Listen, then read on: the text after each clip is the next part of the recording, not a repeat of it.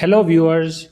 In this video, we are going to talk about the new agreements which have come into play and how all the banking systems are asking their customers to basically sign the new locker agreements which have come into effect from 1st of January 2023. So, if you have a locker with any of the Indian banks, you must have received a email or a SMS or some kind of notification, and they must have reminded you that you need to visit the nearest branch where your locker is and you need to sign a new agreement with the bank. So in this video we are going to cover what has changed in the locker agreements, how does it affect you, and how can you go about signing the new agreement.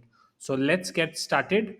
Okay, why have suddenly, out of all of a sudden, you are getting a request to sign the agreement? Because if you remember, when you must have taken the locker from your bank, then the banks must have done your KYC and they would have also signed an agreement with you. But from this year onwards, even though you must have signed an agreement at the time of taking a locker, banks are still asking you to sign a new agreement. And the reason for that is, in 2021, as per one of the Supreme Court ruling, RBI has basically given this instruction to all the banks that there has to be a new agreement that has to come into place, and that is why you must be getting the request from your respective banks. Now, initially, what RBI had given the deadline as January 1st, but since it was not able to comply to that deadline, it has basically now given a new date as the end of the year, where they want all the uh, locker customers to sign a new agreement. And they have also set up some deadlines that by the end of June, 50% agreements were supposed to be signed. So what changes in the new agreement? There are some things which kind of are in your favor, and what it basically means is that if there is a fire, for any reason there is a fire in the banking facility, or there is theft, or if the building collapses, then the bank is liable, but the maximum liability of the bank is 100 times the cost of the or the annual rent which you pay for the locker.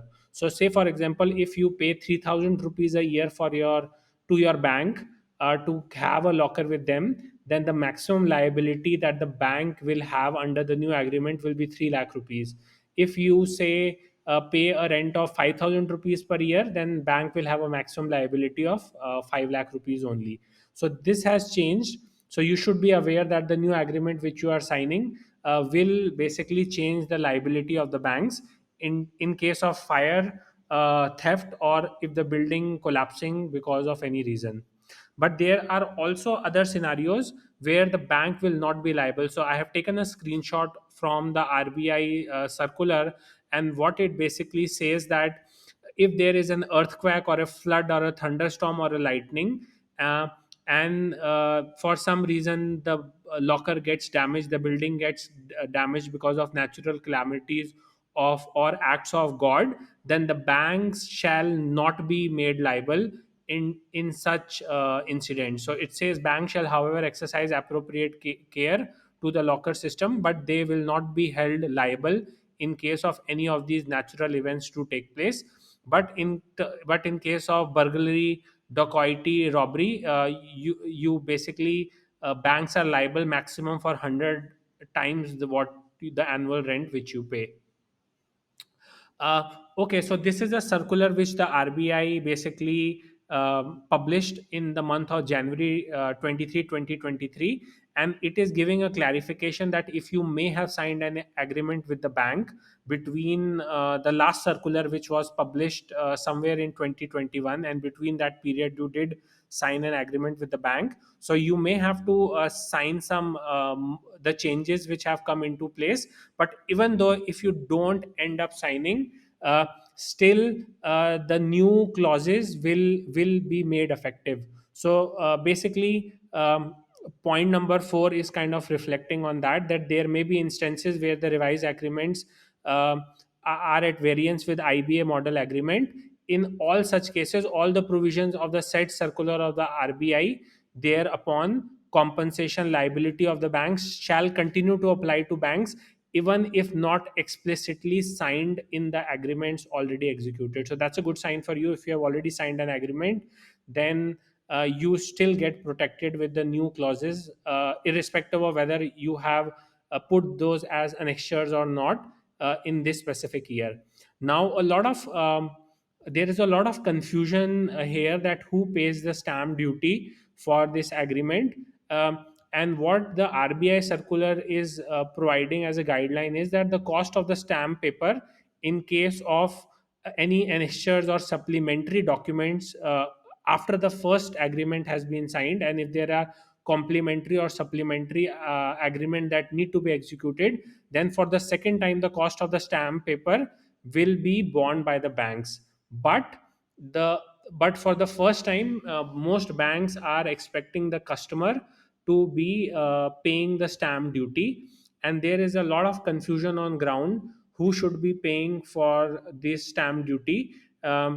And even though the RBI circular does say that for the second one the banks are supposed to pay, but for the first one, which is a new one which most of you are planning to sign, most banks will ask you to basically pay the stamp duty for it, right? And different banks are asking for different money. Basically, many SBI banks are seeking 100% stamp duty, while a lot of reports are coming from the ground that ICICI Bank, HDFC, and Axis Bank are also seeking a 500 stamp paper to execute this agreement. And even some branches are asking for additional registration fee, in the tune of 500 to 1000 rupees. So this agreement which is being executed between the customers and the banks, there's a lot of confusion, and the customers are basically feeling the pressure that they need to put in more money for the stamp duty for this new agreement to be signed. So, okay, let me give you some word of advice. And if you already have a locker, what are some of the good practices you should be following? Uh, First of all, you should always have a nomination for the locker which you possess. So, it is always good to check back with your bank who is your nominee, and if you haven't filled it, you should definitely do that.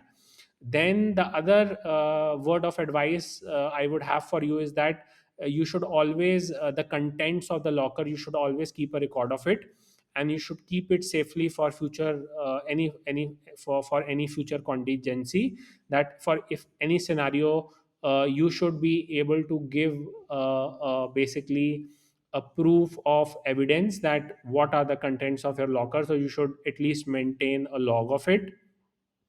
And then you should also try to operate your locker at least once every year, which is a very good practice for you to do. And also, since you are supposed to pay an annual fee on your locker, you should have sufficient balance in your saving banks account, or the specific account which you have tagged your locker to, so that the fee of your locker gets auto debited from your account in a seamless manner. So you should always try to have sufficient funds in your specific savings bank account as well. But in specific scenarios, the bank can also decide to break your locker. You should be aware of it. If and a bank generally breaks your locker under three conditions. The first one is that if you yourself go to the bank and say you have lost the key, then with your consent the bank will break open the locker, and they will follow certain guidelines. But a bank can also break a locker if they get a instruction from the government enforcement agencies, and they think that you have something in the locker which is of illegal nature. Then if the competent authorities reach out to the bank, they have to follow the laws of the land. And also, if you don't if the bank feels that you are not complying with their terms and conditions, it could be you are not paying the fee on time, or for any reason the bank feels that you are not basically adhering to the terms and conditions, then they can also break the locker without your consent. So be aware that what are the some of the privileges the bank gets, and what are some of the privileges you get being a customer as well. So thank you for watching this video. I hope you like the content of this channel, and if you would want to hear anything else, please do put a comment in the comment section, and we will try to make a video on that.